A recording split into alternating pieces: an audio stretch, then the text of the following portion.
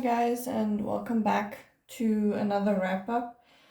This month I started with this one. I finished up the series. I really loved it. Obviously, it could just be nostalgia coating it, but I don't actually care if that's the truth or not. So yeah, I gave this 5 stars. It has obviously no spice. Um, yeah, I absolutely loved this. I even enjoyed the appendix, which is like takes up half this book. Let me just see where it starts. Then I'll show you guys exactly how much actual pages it takes up. This whole thing here is is where the appendixes start. This is the actual story. This is the appendixes. So yeah, there's a lot.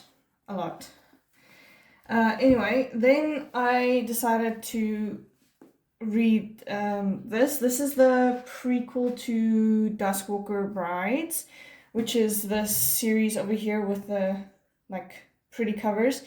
I will at some point do a video when these special editions come where I will go through all of the series on both sides, the prequel series and the older one, and show you the special editions and all that. But yeah, I found some of it a bit annoying, but understandably annoying because this is literally a human that mixes with a god. So there are a few human things, I guess, that just make sense as to why these things are happening. But yeah, so I thoroughly enjoyed this despite all the annoyances that I had, which is perfectly fair. I don't feel that it was unnecessarily annoying. I understood it. One of the things I will mention is that one of this series' big trigger warnings is that it has the miscommunication trope. Because again, this is a human with a god. It makes sense. They don't understand each other. So just be aware of that. If you really dislike miscommunication, just I warn you. Another thing to just note as well, this is a very slow burn, so there's only a little bit of spice, like maybe maybe at 80% somewhere. I can't remember exactly, but it's like very minimal spice in this one, but it is still pretty spicy when the spice happens. So this is about a 5-star spice, a 5 chili pepper spice, and I gave this 4 stars because I'm not the biggest fan of miscommunication, so I cannot give this a full 5-star and say this changed my life, because it actually didn't. It kind of annoyed me, even though I never felt like I don't ever want to pick this book up. I really enjoyed it despite not being the biggest fan of the things that happen in it in certain aspects. Then I went and finished up this series as well, and I absolutely love this. I cried my eyes out at the end of this as well. This is no spice, 5 stars. Just absolutely adored this. I was so excited to get back into this world because I decided to just read the other things quickly and then jump into this one when I actually felt like it. And I don't know, like, there's some things, as with all books, that I just kind of was like, okay, yeah, that was an easy way out. But other than that, I just fell in love with this book. Then I finished up this series, and this is the book where I have issues, understandable issues as well. I felt like maybe I could say it's too long, because this is like, how many pages? 604 pages. But I don't think that was the issue for me. At some point about halfway through this book, it started feeling different. I am in love with the series, and when I do the video on this, I will go into spoilers and just tell you exactly what happened. But I disconnected from this. And it's not because the writing style changed, but it's because I could sense something was wrong, something was different. In the author's note at the back, it does state that Opal Rain went through a bit of a mental health situation when she was writing this. And that unfortunately came through really, really clearly in this, because it felt like a completely different person wrote this, despite stuff not changing and still being interesting. But this is the first one in a while that I was like, I really don't know if I even want to continue this book. But I finished it. It was 5 spice. I gave it 3 stars because I still enjoyed it, but I had a bunch of issues with this one. And it's not, I don't think it means that it's poorly written. It's just it was pretty obvious that the author was struggling when she was writing this. Anyway, moving on. I'll stop bitching about that one. Then I went on to this, and I actually genuinely fell in love with this. I rated it 4 stars. I gave it a 5 for spice. I don't even know if 5 is the right one, but it's pretty spicy. It's just very descriptive spice. I do have some issues, some cringe things that made me roll my eyes and would go, oh my soul, I can't believe you just said that out loud. But it was still, I really, really, really, really enjoyed this, to the point where I actually really want to read the rest of this. And I don't read contemporary often because it bores me to death most of the time. Anyway, that's that. Moving on. Then I went to this one, which is the last of Essie Wendell's books that I own right now from the series. There's a novella out, and I think the other novella is coming out soon or has come out, but I don't have them yet. So, I love this. It had a pretty red-flagged female lead in this, and if I'm being very honest, it's the first time that a red flag female lead was written really well to me. I'll get to another book this month that also had a red flag female that I wanted to burn the book, because sometimes they're written more like children than actual human beings. This one was written really well. I really enjoyed it. I fell in love with this character. I gave it 5 stars, 5 spice, 5 stars. Overall, I absolutely love this. And just look at this artwork. Isn't that just gorgeous? And then there's, let me get it right, unicorns in this. I'll show you a picture of a unicorn. I mean, it's on every single chapter, but I'll just get a bigger one for you to see. Don't look too closely because this is the last page. But unicorns, and it's orcs, and just really well done. I absolutely love it. I'm in love. Anyway, moving on. Then I came to my most anticipated for this year so far, and that's this one. And guess what? I fell in love. This is 0 spice, no spice at all. And I flew through this book. I loved it so much. I loved the cats in it. I loved the weird pacing. I just absolutely love everything of it. You can't even see the kitties very nicely. Look at them. They're so cute. I cried my eyes out. I love this book with all my heart. And I'll leave it there. If you guys hear anything strange, my cat is very, very clingy to me today. So I had to leave the door open, where usually I close it so she doesn't disturb me.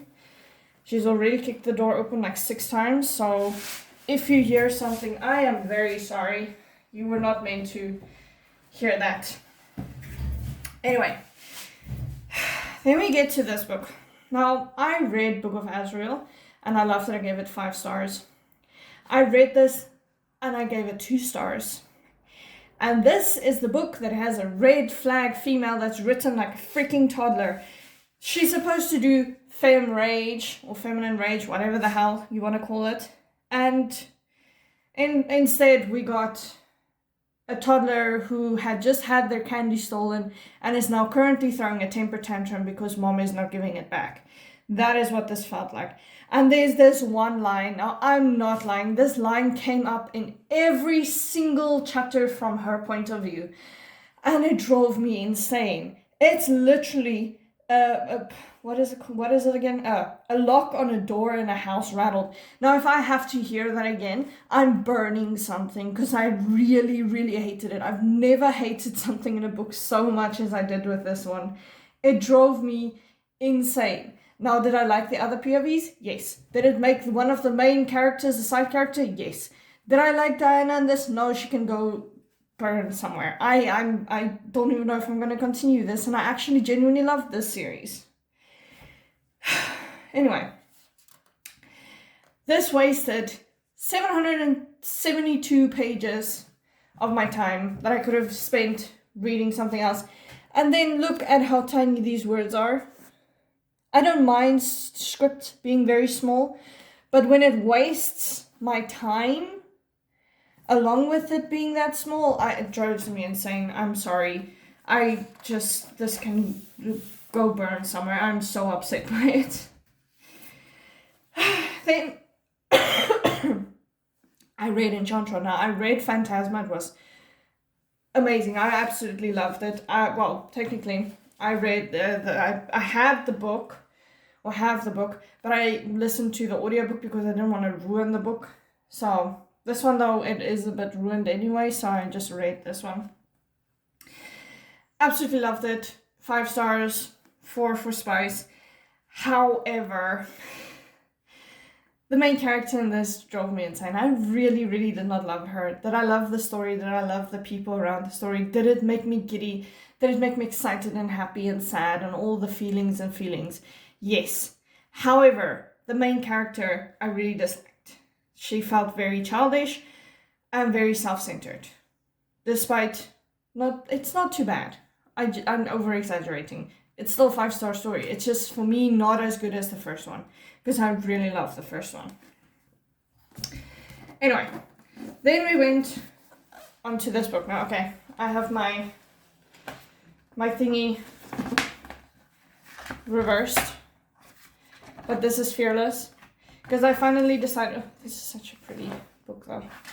I finally decided it was time for me to finish up this series, because I read it like 2004, 2003, I don't remember, somewhere like that. Yeah, I enjoyed this. I felt it was a good ending to the story. I gave this 4 stars. There's obviously no spice. There is chemistry in this, heated chemistry, but there's no actual spice that happens. It's, yeah. It did feel a little, maybe not repetitive is the word, because it wasn't repetitive. That kind of was, but it wasn't in the sense that it's the same thing happening over and over and over.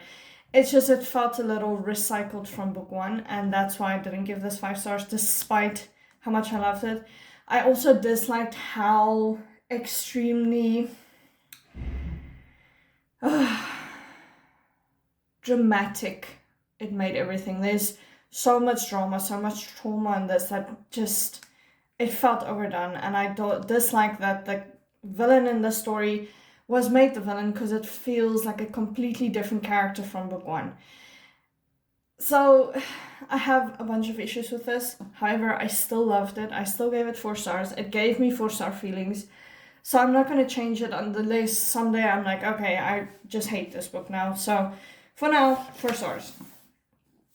Then I also read this one. I'm just going to quickly show you the cover and the back cover and all that stuff. It's actually really pretty. I really like this. You can see there the metallic is really nice on this one. So I was like, okay, might as well just finish with the novella, blah, blah, blah. I gave this 3 stars. I'm sorry, I see no point for this book. It still didn't even give finality to what is happening. Yeah, there's literally no point for this book. I gave it 3 stars because it was still intriguing, and it still kind of gave a story to a different, this one also has like very nice foil on it, but anyway, it gave a little bit of a different, what is it called? Perspective, maybe, on a specific couple in the series that we don't really know much about. But it's just, this was meant to be a conclusion for Kit's story, and I'm very sorry, it felt more like a conclusion for a story we were not asking about. So I'm sorry, this just didn't do it for me. And then there is some things that just made my skin crawl a little. I won't go into details, but yeah, that's that one. And then I decided, okay, well, I'm in such a mood to continue series this month that I started another series, or completed another series. Well, not started, like continued. That's the word I was looking for. So I started with this. I gave this one 4 stars, and it's like, I don't even know how to explain it. There's spice in this, but it's not spicy. So I gave it a 1 for spice with a question mark, because I'm not 100% sure if it's a 1 spice or if it's a 2 spice. It's one of the two.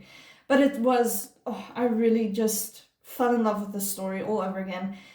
And then I decided, okay, well, maybe it's time for me to take a break, and I restarted a book that I have read like 6 times and realized how boring this is, and that would be Haunting Adeline. Now, if you know anything about Haunting Adeline, please, your trigger warnings are very important. However, this, if you're looking for dark romance, this is not very dark. That's very difficult to get. Anyway, moving on. I'll talk about that at another point when I reread it again. So the darkest stuff that happens in this is non-consent between the FMC and the MMC. So the MMC does things without permission. If that is something you do not like, I would never recommend this, because that would be a horrible thing to experience. So just be very aware that this is completely, like, there are parts of consent, but this is mostly non-consent. And the other darkest thing is literally ghosts. But the writing in this is pretty cringy. I'm like busy with the second one now. I'm almost done with it, and I feel like I want to gouge my eyes out because it's so cringy and there's so much swearing in this. I don't mind swearing, but when it's like this and it's just done because people don't have a broad enough vocabulary, it just rubs me the wrong way. Anyway, I'm done ranting about this. 3 stars, not that dark. Darkest thing is non-consent and the ghosts. Anyway, moving on. Down to the last pile. Let me just move these. Also, I won't have space because I read a lot this month for some reason. And then, I'm not going to bring too much attention to this, but I did continue this as well. I gave this 3 stars. It's about 2 spice. It's fine. Like, I don't see that it's that amazing. Then I read the, like, second half of this, because these are divided into, let me just get the first page, like 2 novellas, and then just an excerpt. So I already read this the first time I think it was 2024, and that was a year after reading the first book. So I just read the Fracture Me one and Juliet's Diary. So I read from here. It's about, I think it was like 70 something pages.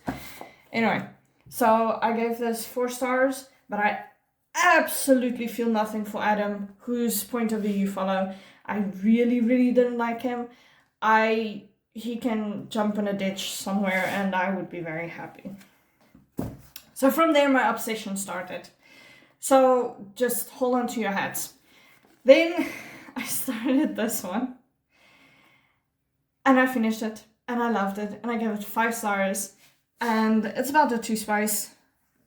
But again, I really, really disliked Adam in this.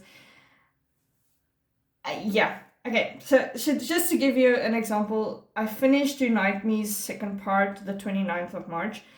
I started this the 29th of March. I finished at literally 1 a.m. Immediately started on this one. Finished it then the 30th of March at 5. Gave it 5 stars. 2 stars for spice. Juliet did kind of, or Ella, whatever you want to call her, did kind of annoy me a bit in this, but moving on. Then I did the first... let me just show you. So I did the first novella on this, which was Shadow Me. Was like 78 pages. So I finished it. Gave it 4 stars, 5 stars, sorry, don't mind me. Finished at like 6. Started immediately on the next book, which was this one. Finished it at like 11 at night. Gave it 5 stars.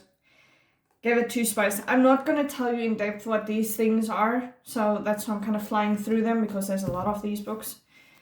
Then I read the second part of this, which is Reveal Me. Absolutely love this. Gave the whole book a 5 star. But the Reveal Me specifically also got a 5 star. So I finished that at like 12 at night. So at that point it was 31st of March. I started this right after finishing that one. I finished this at 2 p.m. the next day.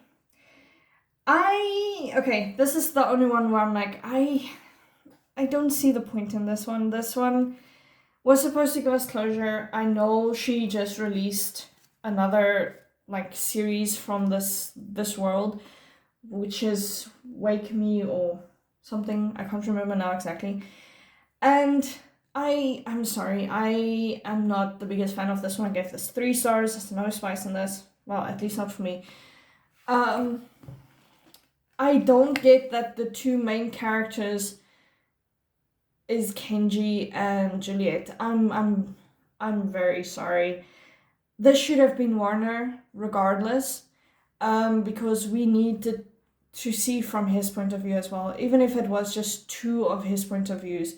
But having it be Juliet, who literally did absolutely nothing in this whole damn book, and Kenji, who had to do everything in this whole damn book, I'm sorry. It was a waste of time for me. Then I went on to this, which also annoyed me, because if you read the epilogue of this, it's the first 2 chapters in this. So she could have cut out those 2 chapters and gave us 2 extra chapters for a different reason. And like this is supposed to be like this amazing ending and weddings and stuff happening, and yet we get to the end and there's still no wedding. So I'm sorry, this one just, it's 4 stars. It's about 3 spice because it hiked up in spice. But like, I also found the way that people treated Aaron in this a bit frustrating and careless, which is kind of out of character for a lot of them. And I found that very frustrating because I genuinely dislike when characters behave unlike themselves. If you give me a character that behaves a certain way, I need them to behave that way. I'm sorry. So, like I mentioned, and I finished that on the 31st of March. So that whole series took me 3 days to finish. And that's 1, 2, 3, 4, 5, 6, 7 of the books. Took me 3 days to finish. And then, like I just mentioned earlier when I showed you Haunting Adeline, I'm now busy with this one, and I'm being very honest, it's pretty cringy. I'm at like chapter 39. Look at my babies. Look at how cute they are. I have this much left to read, and it's boring. I'm sorry. I like this more than the first one.